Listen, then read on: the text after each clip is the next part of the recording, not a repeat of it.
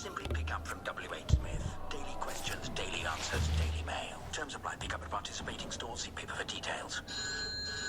G'day. Hi, it's Sean from Bath. Seano? I'm playing Sunday League and I forgot to bring my towel. Can I borrow my mate's? Negative, big guy. Borrowing a used towel from a mate is like borrowing his undies. And you wouldn't put your groceries in another man's trolley now, would you? So, what do I do? First grab your pants and use them as a towel. Then slip into commando stealth mode. The Scots have been doing it for centuries. And in much more severe weather conditions. It's a great idea, guys. Thanks. No worries. Foster's. Good call. Drinkaware.co.uk for the facts. This summer, Uber is sponsoring the 2019 ICC Cricket World Cup. To celebrate and say thank you, we're giving partner drivers across the UK the chance to win tickets to a match and a range of exclusive cricket goodies. To win, all you have to do is test your knowledge with a super simple cricket quiz. So if you drive with Uber, open your app now to enter, and you could be enjoying a match in the sun soon. T's and C's apply. Some not guaranteed. There's nothing like meeting face-to-face, and there's nothing like Zoom to make that happen. Zoom lets you connect and do business across town or around the world. Zoom ties together all of your communication needs into one easy platform for video conferencing, phone calls, group chat, webinars, and your conference rooms. Connect easily from anywhere, your mobile phone, your laptop, or conference room. Zoom is how business gets done. Get your free account at zoom.com today. Meet happy with Zoom. The M&S sale is now on with up to 50% off selected clothing, home and beauty in selected stores and online while stocks last. T&C supply. It's the big savings event at Oak Furnitureland, and you'll save on our solid hardwood furniture that's all delivered free, online and in store. Ends Sunday. Eddie Mayer on LBC. Driving you home with Confused.com, the clear way to compare car insurance. We were just talking with Theo about the Deputy Leader of the Labour Party, Tom Watson, urging party members to sign to a public declaration for Labour to be the party of Remain and supporting a second referendum, as Theo described it, bold move. Michael is in Farnborough. Michael, what do you think of what Tom Watson's done? Hello there. Hi. I think it's exactly the right decision. I think we've seen in the past few years what the Labour Party's been trying to do to try and sort of please, leave and Remain voters, and in the same way that Theresa May's almost been trying to do the same, it's not worked, and they can't out-Brexit the Brexit Party, so there's no point going down that route, but there's a lot of potential to quite legitimately move to a Remain position and call for a second referendum, knowing what we know now. And lose all those Labour-supporting Leave voters to the Brexit or other parties? Well, my argument back to that would be, unless I think Brexit supporters, I think it's moving more and more towards a hard Brexit or a no-deal Brexit. So, like I said, you can't out-Brexit the Brexit Party, and it will get to a point where, unless it's no deal, people will feel it's Brexit in name only. So I feel like it's a false positive that you'd get from moving towards a Leave position. What would be wrong with sticking with the last Labour manifesto, the last general election manifesto, which declared Labour would respect the referendum result? Yeah, well, I think there's an argument for that, but I think there's a stronger argument for the fact that democracy is a fluid thing. It's a changing thing. We can't have a system where you call something Brexit and it's a blank check. You know, the Brexit we're talking about now is not the Brexit the referendum was fought upon, and it's not the Brexit the Labour Party put in their manifesto, which, I mean, you know, this jobs first Brexit is rather pie in the sky. If you ask me, I'm a Labour member, and I voted Lib Dem in the European election. How much did that hurt? Well, I'm not going to lie, I voted Lib Dem before because despite being you're a Labour member. Yeah, because of the first past the post system, so it was to vote tactically. But it wasn't. It was a bit painful, but I mean, you know, I'm unfortunately one of these lost centre ground voters. So there you go. All right, Michael. Good to hear from you, Michael, in Farnborough. For weeks, the US and Iran have been engaged in a war of words and occasionally, as we've reported, actual physical contact. But now the UK and Iran are in something of a standoff. Royal Marines helped officials in Gibraltar seize an Iranian tanker yesterday. Britain says it's suspected of carrying oil from Iran to Syria in breach of EU sanctions. The British ambassador to Iran was summoned to hear Iranian complaints of piracy. Today, an Iranian official has said that if Iran doesn't get its tanker back, a British oil tanker could be seized. A good moment to catch up with Sir Richard Dalton, who was the British ambassador to Iran. Thanks for joining us again, Sir Richard. What about this incident near Gibraltar? Well, first of all, it was about EU sanctions. And I think the Gibraltar government has got a strong case when it says that once that vessel entered their waters, they had an obligation to observe EU law. And enforcement of EU law on sanctions is down to individual countries. And Gibraltar, therefore, had a duty to do what it did. Clearly, the European Union, Gibraltar included, has no objection to Iran selling its oil in any markets that it can find. So I can see no ground whatsoever for anybody trying to detain that tanker for longer than it takes to get assurances from Iran that they won't simply send it on to Syria, thereby breaching EU sanctions on Syria. So I believe this can be resolved, and that at the end of the day there'll be no question of it being an anti-Iranian sanctions move at the behest of the United States, but an enforcement action about EU sanctions, and that it can be cleared up. I'm picturing your successor being asked in for a chat. Yes, well, that often happens, and sometimes it can be very uncomfortable. But I think Rob McCare can take very good care of himself, and he's certainly got a strong case to put to the Iranians about the action that was taken. I mean, of course, the Iranians think, as I do, that this particular sanction against the Syrian government isn't doing much good. So I personally would question whether the EU policy of sanctioning the government in Damascus, now that the government in Damascus has all but won the civil war, whether that's the right policy for helping the Syrian people recover from the appalling destruction which the civil war has wreaked upon them. But that's another question. But that's a question I suspect that the Iranians will have debated with Rob McCare.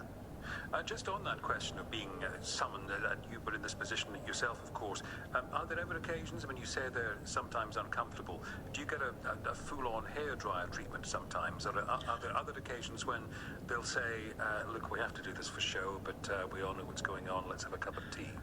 No, this occasion, and nearly all of them, are full-on hairdryer occasions, as you put it. I mean, Britain has a bad reputation in Iran, and in my day we were invading the next door country, namely Iraq. There were all kinds of issues that the Iranians had, and there were also major bilateral problems that arose from time to time. So, as I said, he's got a good case to put, but it will be a meeting in which very strong opinions are expressed on the Iranian side, and much of that makes it very uncomfortable hearing for a British ambassador. But you're confident there'll be a way out of this? Not confident, because there's no sign yet that there is a concrete way through, but I believe that would be the rational outcome from both the British, European and Iranian points of view. Thanks so much for joining us, as ever, Sir Richard Dalton, who was Britain's ambassador to Iran. I will leave you as we started, talking about what Tom Watson is proposing for Labour Party members. Alan texts, I'm a Labour member who voted Green in the European elections. I can go back to Labour if they support a second referendum. Paddy on Twitter says, I think it's their attempt at trying to please everyone that's costing them at the moment. Their stance has been muddled for years. No one knows what they really want. And David says, it sounds as though Labour are prepared to change their policies just to get into power. They're prepared to sell out. Where are their principles? I'll be back on Monday at 4. On LBC Tonight from 7, it's Andrew Pearce. Next, Jacob Rees-Mogg. Thank you, Eddie. The Conservative Party's 160,000 members have started receiving their ballot papers to choose our next Prime Minister. However, it comes as more than 70 Conservative MPs have issued a warning to both leadership contenders not to commit themselves to unachievable promises. What's the one thing you want to hear from either candidate that you haven't so far? If, like the One Nation Tories, you would like to hear more detail about a no-deal Brexit, call 0345 60 60 973. If you're satisfied with the campaign from both Boris and Jeremy, text 84850. And if neither of these candidates has impressed you, tweet at LBC. Watch us on Facebook, and you can comment there too. On your radio, on your phone, and here. Play LBC. Leading Britain's conversation. This is LBC. From Global's newsroom at 6 o'clock, Tommy Robinson could be sent back to prison after being found guilty of contempt of court. The former English Defence League leader, birth name Stephen Yaxley Lennon, live-streamed footage of defendants in a criminal trial outside Leeds Crown Court last year. With more, LBC's Lucy Hoff outside the Old Bailey. There have been angry scenes outside the court with a crowd of around 100 Tommy Robinson supporters chanting "Shame on you" and moving towards the entrance of the Old Bailey following the announcement of the verdict, clashing with police who were forced to draw their batons. The former EDL leader will now be sentenced at a later date. Lucy Hoff, LBC, the Old Bailey. An aspiring lawyer is starting a 10-year prison sentence after convincing more than 150 children to perform indecent acts on the internet. 29-year-old Owen Thomas from Pontypridd targeted those aged between 9 and 16 years old, paying some with an online game currency to cooperate. Detective Inspector Leanne Rees, who's with South Wales Police, has told LBC he also recorded his victims. He was then using that recorded footage, which in total added up to 170 hours of footage, to engage with further conversation with children, pretending it was him, in order to get them to perform similar acts, which he again then recorded. The man will be detained in hospital indefinitely for setting fire to a synagogue in Exeter. 52-year-old Tristan Morgan was seen walking away from the 18th century building carrying a petrol can last July. Jaguar Land Rover is securing thousands of jobs in Britain with the announcement is to build 3 all-electric car models in the West Midlands. The first will be the latest incarnation of its XJ next year, with a new sub-brand, the Road Rover, among them. Earlier, the last ever diesel XJ rolled off the production line in Castle Bromwich. Boris Johnson is denying sensitive information was kept from him while Foreign Secretary for fear he would leak it. Reports say the order cut him out of the loop and it came from Theresa May. But Mr Johnson, one of the candidates hoping to replace Mrs May as Conservative leader and Prime Minister, is dismissing those claims. It's not true, but I obviously can't comment any further on intelligence matters. I'm sure that the Prime Minister will not comment on intelligence matters either, so I'm extremely dubious about the provenance of this story. Some of the biggest names in horse racing are paying tribute to commentator John McCririck, who's died at the age of 79. Former Grand National winner Tony McCoy says he was one of the most recognisable faces of the sport. The LBC Markets report. At its close, the FTSE 100 was down 50 points at 75.53. The pound buys $1.25 and €1.11. LBC weather. Dry this evening and overnight, a low of 13 degrees. Tomorrow, sunny spells, a high of 22 degrees. From Global's newsroom, for LBC, I'm Philip Chrysikos. This is LBC from Global, leading Britain's conversation with Jacob Rees-Mogg.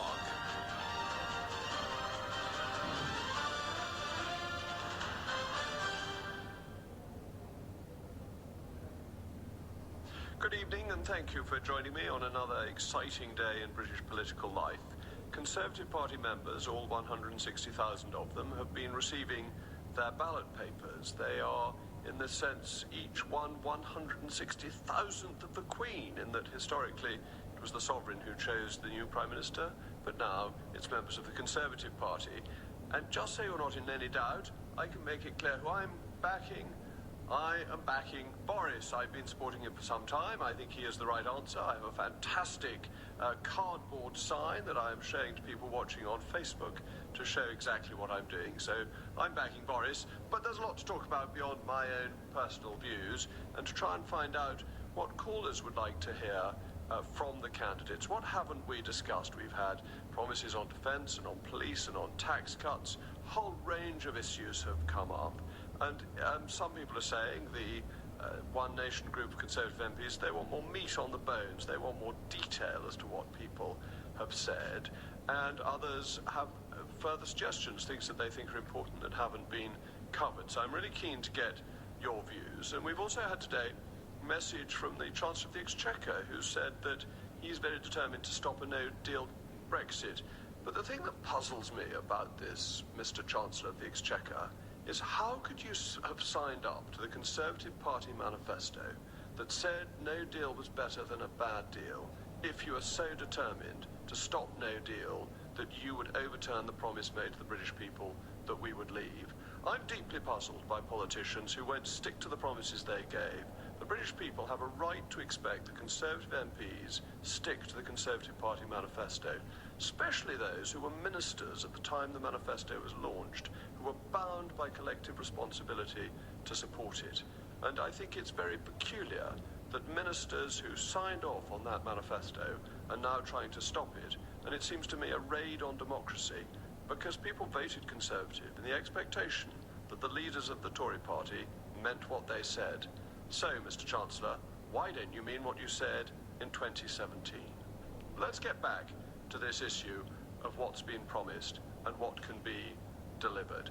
I think it's really impressive that Boris Johnson has promised more police, because the Tory party's always been the party of law and order. I'm also pleased that he's promised tax cuts, because fundamentally Conservatives believe that it's our money, not government money. There's no such thing as government money, there's only taxpayers' money. And I'm delighted that he's not going to carry on with sugar taxes and things like that. Many of you will know that I'm the greatest admirer of nannies. I think nannies are wonderful, but I'm not in favour of the nanny state. So calls are coming in already. We've got David in Worksop. David, what's your thought? What do you want to hear from these candidates? I do. What I want to hear about is animal welfare.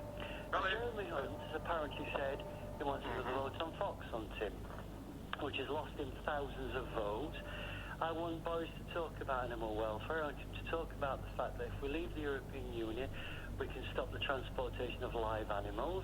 I want him to talk about the badger cull that starts in September in Derbyshire, and to show that he cares about animals. That's part of. I'll be voting for Boris anyway, but that is part of the things that people want to hear about. Well, Boris has a very good track record on animal welfare, I think, and certainly you're right that we can ban live animal exports once we've left the European Union, and that could be as soon as the 1st of November. And as Foreign Secretary, he put a lot of effort into the illegal trading to stop it in wild animal parts, you know, the ivory and other trade in wild animals. He was a great advocate of limiting that, put it very powerfully. So I think he's very much on your side on that. Yeah, I want him to talk about it more. He's fantastic. He's getting my vote anyway, but I want him to publicise it a little bit more, because what I don't think a lot of people who want us to remain in the European don't realise is that we cannot stop, as you say, the transportation of live animals, which is horrendous. And that would be a great vote winner for Boris if he starts talking about it a little bit more. Okay, well, that's a very good point, and I'll make sure that gets passed back to the headquarters of the Boris Johnson operation, that there is concern on live animal exports. And as you rightly point out, it's something we couldn't do anything about within the European Union, but once we've left, it will come under our own control. Gordon in Cheshire, what's your view? What do you want to hear from the candidates? I'd like to hear more from the candidates, Jacob, say like the North West.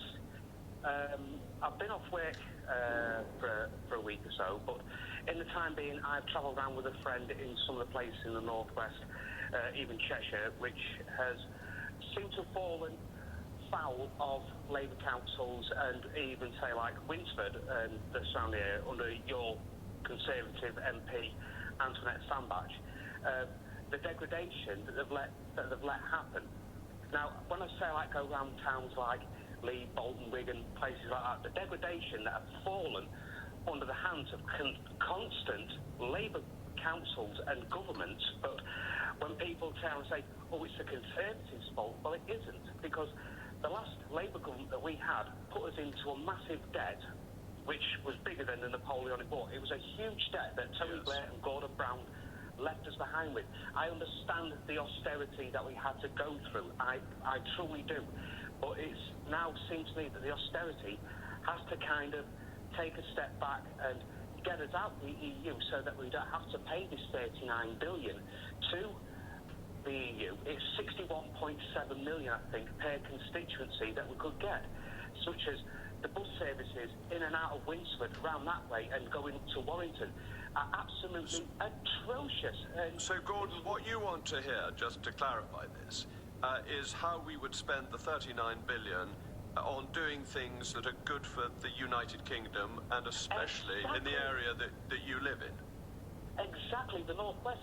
Yeah. It's absolutely, Jacob, honestly, I just wish that me and you could spend time together and you could come round with me and I could show you what Labour councils have done in the past and let these places go.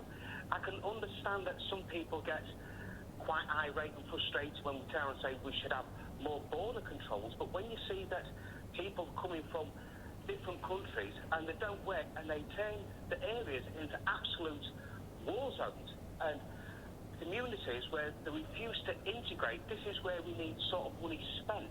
We need money spent on the Northwest of better infrastructure. There is some towns that don't even have a railway no more, but German companies like Arriva that run the bus service, and I should know, I've travelled on enough of them, the buses are absolutely awful and you're choking to death in the winter because of the fumes out of them and you complain and nothing's done. I want to see a better infrastructure.